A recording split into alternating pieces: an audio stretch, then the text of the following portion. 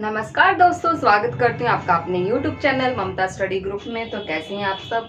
आशा है कि अच्छे होंगे और लास्ट वाली जो पीछे वाली वीडियोस है वो भी आपने देख ली होगी और चैनल को सब्सक्राइब भी कर लिया होगा। तो आज हम अपने नेक्स्ट पॉइंट के साथ हमने मेन पॉइंट डिस्कस कर रहे हैं, उसके बाद हम क्वेश्चन करेंगे। तो अगर किसी ने लास्ट चैप्टर्स की वीडियोस नहीं देखी है तो वो प्लीज़ वीडियोस पहले जाके देख ले, नहीं तो मैं डिस्क्रिप्शन में लिंक दे दूंगी, तो वहाँ से जाके वो वीडियोस देख ले। और ज़्यादा से ज़्यादा चैनल को शेयर कीजिए क्योंकि बहुत मेहनत लगती है वीडियो बनाने में, तो आप भी जानते हैं। तो प्लीज़ आप भी थोड़ी सी मेहनत कर लीजिए वीडियो को शेयर करने में। तो शुरू करते हैं ज़्यादा बात ना करते हुए। हमने 2 पार्ट कर लिए हैं, तो आज का हमारा है पार्ट 3। हमारा चैप्टर चल रहा है मुद्रण संस्कृति और आधुनिक दुनिया, print culture and modern world. ठीक है, print culture and modern world, इसके हमने 2 पार्ट कर लिए हैं, ये 3rd पार्ट है। और पहले आप जाके वो दोनों पार्ट देख लें, फिर ये पार्ट और अच्छे से समझ में आएगा। तो स्टार्ट करते हैं। मुद्रण और रोमन चर्च। मुद्रण और रोमन चर्च हमने कल बात की थी, कल की वीडियो में, कि जो मार्टिन लूथर थे वो यूरोप के थे। उन्होंने क्या किया था, रोमन चर्च थी जो कैथोलिक चर्च, उनका विरोध किया था। किसके द्वारा? मुद्रण कला के द्वारा, यानी प्रिंट कल्चर के द्वारा विरोध किया था चर्च का। तो इसीलिए ये क्या था कि जो रोमन चर्च थी, चर्च का हमें पता है ईसाई धर्म का स्थल है ये। जो रोमन चर्च थी वो मुद्रण कला के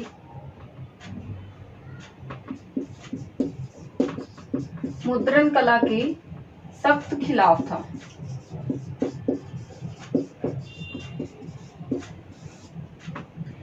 ठीक है, जो चर्च थी वो मुद्रण कला के सख्त खिलाफ थी। क्यों? क्योंकि जो प्रिंट कल्चर चल रहा था इसमें बहुत सारी चीजें छापी जा रही थी, वो धर्म के प्रति, रीति रिवाजों के प्रति, परंपराओं के प्रति। पर हर कोई ऐसा इंसान नहीं है कि जो बदलाव को माने।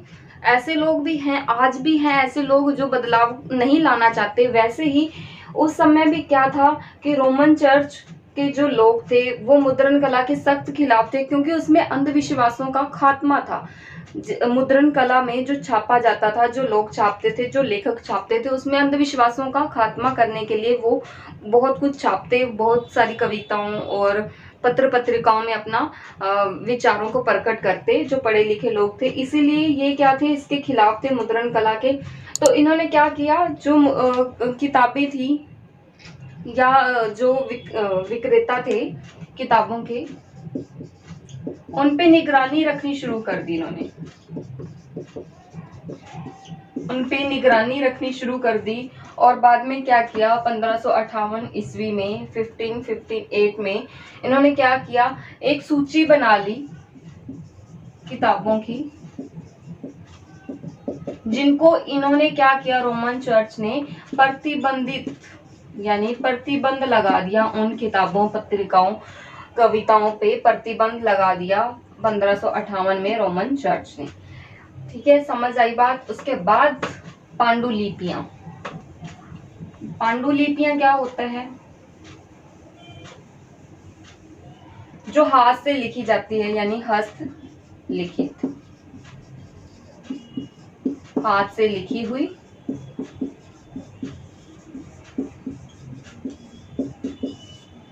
जो भी रचनाएं हाथ से लिखी जाती हैं उनको किस में काउंट किया जाता है? पांडुलिपि में। ये शुरू में किस पे लिखी जाती है? ताड़ के पत्ते पे, ताड़ के पत्तों पर लिखी जाती, ताड़ के पत्तों को सुखा के फिर उस पे लिखी जाती है, पांडुलिपियां बोली जाती। पुराने टाइम में जब इंक, पेन, स्याही ऐसा कुछ नहीं था, उस समय ताड़ के पत्तों पे लिखा जाता स्याही से। तो इनको क्या बोलते हैं? पांडुलिपियां। अगर आ जाए 1 नंबर के क्वेश्चन में कई बार कि पांडुलिपियां कैसे लिखी जाती है, तो हस्तलिखित जो रचनाएं होती है उनको क्या बोलते हैं? पांडुलिपियां। या किसी के द्वारा बोलकर लिखी जाती ठीक है, कोई बोलता और लिखी जाती। इनको कई बार कॉपी भी किया जाता, सेम किसी भी चीज को सेम कॉपी कर दिया जाता। ठीक है, उसके बाद भारत में छपाई का आगमन। पहले क्या था, स्टार्टिंग में जो यूरोप में साहित्य लिखा जाता, जो यूरोप में साहित्य लिखे जाता, उपन्यास लिखा जाता, नाटक लिखे जाते, शुरू में भारतीय लोग क्या थे, यूरोपीय जो साहित्य को पढ़कर ही संतुष्ट होते, उसको ही पढ़कर अपना मनोरंजन करते।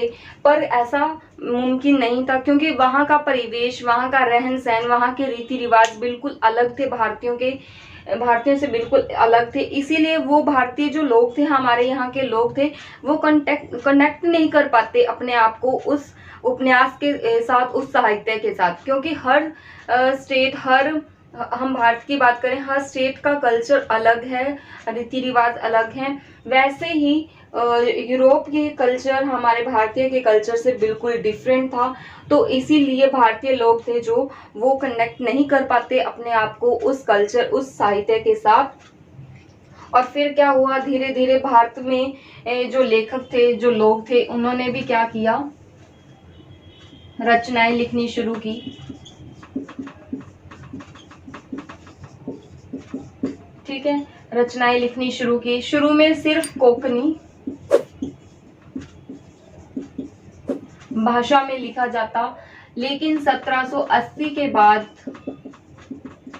जो साहित्य आया उसको हिंदी भाषा में भी लिखा जाने लगा।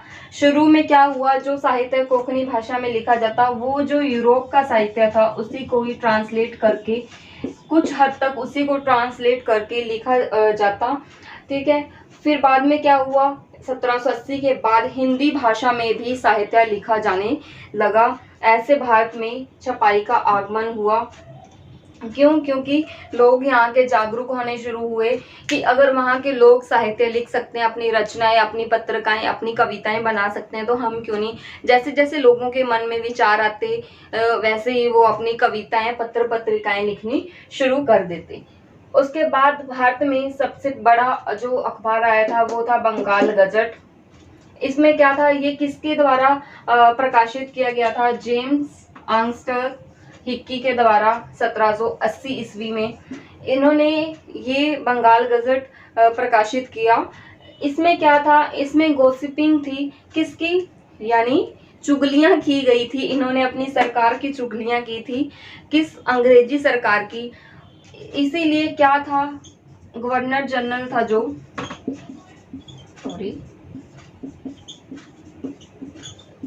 कौन थे उस समय, वॉरेन हेस्टिंग्स, ये थे गवर्नर जनरल। इन्होंने क्या किया, इसको इसी के लिए क्या दी, सजा दी। बाद में इन्होंने जो भी पत्रिकाएं या जो भी नई रचना छपती, तो इन्होंने क्या किया, सेंसर लगा दिया, जिसके अंतर्गत उनको परमिशन लेनी पड़ती, कोई भी अखबार छापने से पहले चेक करवाना पड़ता कि इसमें हमारी सरकार के खिलाफ कुछ ऐसा तो नहीं छपा जिससे हमारी सरकार को नुकसान हो।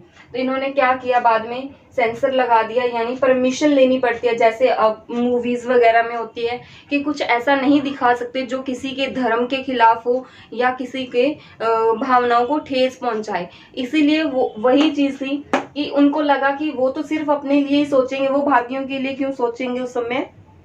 इसीलिए उन्होंने सेंसर लगा दिए, जिससे उनको परमिशन लेनी पड़ती, चाहे कोई भारतीय अपने देश के लिए, यानी उस समय हमें पता है कि हमारा देश गुलाम था। अगर हमारे देश के लोग अपनी आज़ादी के लिए भी ऐसा कुछ छापते तो उसको भी परमिशन लेनी पड़ती, किससे, अंग्रेजी सरकार से, अंग्रेजी हुकूमत से, कि हमें ये छापना है। पर वो ऐसा छापने की परमिशन नहीं देती, क्योंकि उन्हें पता था कि नुकसान किनका है, हमारा। उसके बाद प्रकाशन के नए रूप, हमने बात की कि शुरू में एक देश के जो साहित्य को दूसरे देश अपने आप अपनी लैंग्वेज में ट्रांसलेट कर लेता, पर धीरे धीरे हमारे देश के लोग भी इसमें पारंगत हुए और उन्होंने भी अपना साहित्य लिखना शुरू किया। इसमें सब प्रकार के लोग थे, बच्चे थे, महिलाएं थी, पुरुष, मजदूर क्यों? क्योंकि जब पुस्तक की कीमत कम हुई तो क्या हुआ, गरीब लोगों में भी पुस्तकें जाने लगी, पुस्तकालय खुलने लगे और सबको पुस्तक पढ़ने का अवसर मिलने लगा। तो डिस्कस करते हैं अपना नेक्स्ट पॉइंट। उसके बाद नेक्स्ट पॉइंट है हमारा मुद्रण और राष्ट्रवाद। मतलब जब प्रिंट कल्चर का शुरुआत हुई तो क्या हुआ कि राष्ट्रवादी भावनाओं से संबंधित, जिसमें राष्ट्रवादी भावनाएं थी, इस प्रकार की रचनाएं होने लगी, रचनाएं लिखी जाने लगी जो बाजार में बहुत ही कम मूल्य में मिल जाती थी सभी लोगों को। उससे क्या हुआ, लोगों में राष्ट्रवादी भावना उत्पन्न हुई, जिससे उन बाद में बहुत ज़्यादा फायदा मिला, लेकिन बाद में अंग्रेजी सरकार ने ये बंद करवा दिया। उसके बाद है वर्नाकुलर प्रेस एक्ट। ये क्या था? ये अंग्रेजी सरकार द्वारा 1878 ईस्वी में लागू किया गया। इसमें क्या था, जो देशी साहित्य था यानी देश से संबंधित, उसको बंद किया गया। ठीक है, उसको छापने से मना किया जाने लगा, क्योंकि उनको पता था ये नुकसान है हमारा। उसके बाद प्रिंट में महिलाओं का भी बहुत योगदान था।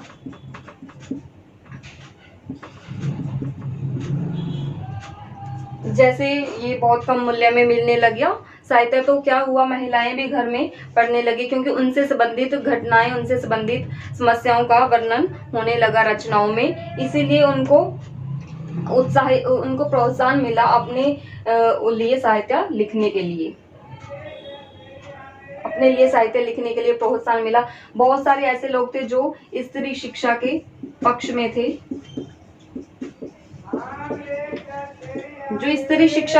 में थे, जिनकी वजह से उनको बहुत ज्यादा सहयोग मिला।